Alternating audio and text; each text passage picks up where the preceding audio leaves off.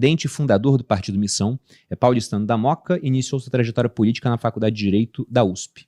Em 2014, cofundou o MBL e foi um dos principais articuladores das manifestações pelo impeachment de Dilma Rousseff. Ao longo da última década, ajudou a consolidar o MBL como uma das principais forças políticas digitais do país. Em 2025, obteve a aprovação do Partido Missão pelo TSE e hoje é pré-candidato à presidência da República em 2026. Renan, bem-vindo ao Podcast Sócios. Muito obrigado pela oportunidade aqui, uma honra estar aqui presente com vocês. Vamos trocar ideia, né? O tema é nova direita. Que nova direita é essa, né? Pois é, o que você entende por nova direita, cara? Porque quando eu vejo o pessoal que te acompanha, inclusive, você conseguiu conquistar uma massa de pessoas que são, não sei se fanático é a melhor ideia, mas, cara, eles são muito comprados com você. Porque ontem, eu já tinha visto outras vezes, né? Primeiro que seu nome foi muito pedido para vir aqui no podcast.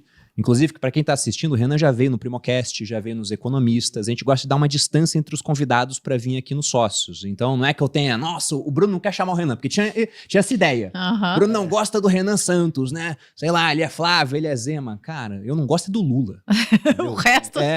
O restante todo mundo tem minha simpatia, tá? Até que prove o contrário, né? Então, esse pessoal me cobrava muito, falou, cara, quando que o Renan vai? Eu falei, cara, o Renan vem nos Sócios, pode ficar tranquilo, tem pauta, tem data chegando, isso vai acontecer.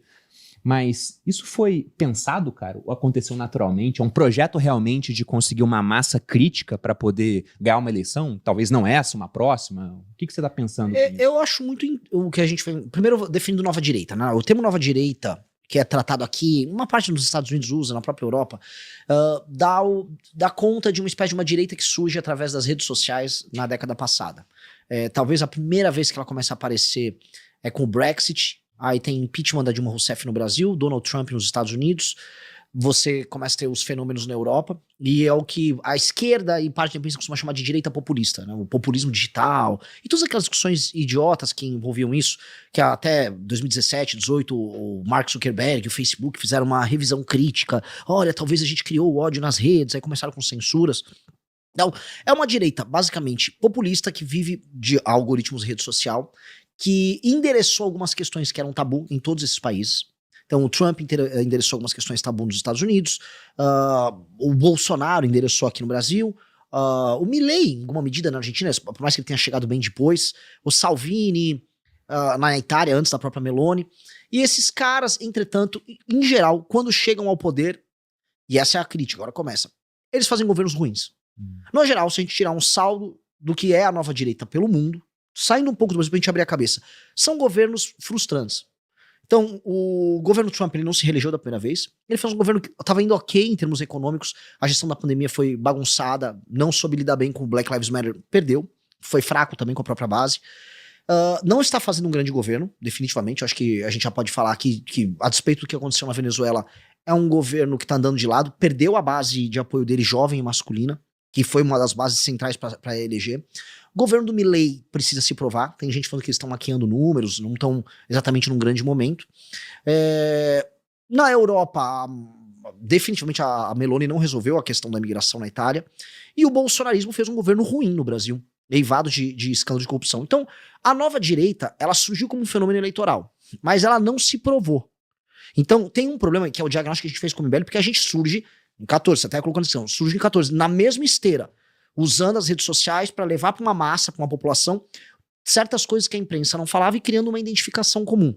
A gente criou, fez as manifestações que derrubaram Dilma Rousseff, participamos muito do processo da Lava Jato, mas nunca chegamos ao poder, porque a gente era muito novo. Na verdade, em 2018 teve eleição presidencial, ninguém nosso tinha idade para concorrer a presidente. Não tínhamos partido, então a gente foi vendo todas as dificuldades que a gente tinha no processo. Então, o que a gente fez nesse período? Se organizou e estudou.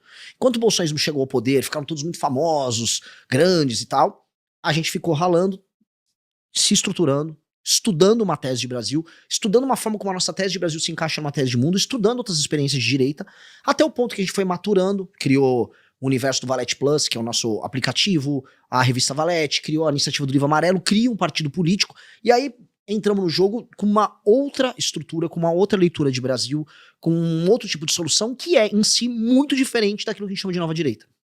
Então a gente pode chamar nova direita, assim, apenas como novo e é de direita. Mas eu posso falar desse fenômeno, que é esse fenômeno que começa pra valer, talvez o mundo coloque como momento inicial o Brexit. E ela é uma resposta ao fracasso da nova direita. Nós somos uma resposta ao fato de que todas as grandes experiências da tal nova direita pelo mundo afora não deram certo. Eles chegam ao poder, mas não conseguem governar. Chegam ao poder, mas fazem governos frustrantes. Há também o lance de todos terem que ficar meio que debaixo do guarda-chuva do Donald Trump. Então tem uma série de problemas. Quem eu acho que é um ponto fora da curva, mas ele não se enquadra nesse lance de nova direita? Nayib Bukele. Ele não era de direita, ele fez um governo com uma prefeitura lá em San Salvador, que era um, vamos dizer, ele era até levemente progressista, era um cara moderno, vamos dizer, meio que nova política. Depois ele vai para a linha do Bitcoin, depois ele vai para a destruição do crime organizado. Só que ele tem parceria com a China, por exemplo, ele defende o sistema público de saúde de El Salvador. Não é exatamente um cara de direita. A inspiração dele, aí eu vou trazer aqui onde eu quero chegar. A inspiração dele é o Lee Kuan Yew, que é o homem que transformou Singapura de um buraco favelizado, sem nenhum recurso natural, talvez no país mais... O país que está no topo em quase todos os indicadores que importam no mundo. E eu acho que ele tem que ser uma inspiração pra gente também. Acho que tem uma fórmula de tornar um lugar que é de terceiro mundo em primeiro mundo, que é dada pro Lee Kuan Yew, que não tem nada a ver com ser de direita, ser conservador. Não é sobre isso. E eu acho que essa fórmula é uma fórmula que nós precisamos seguir. Cara,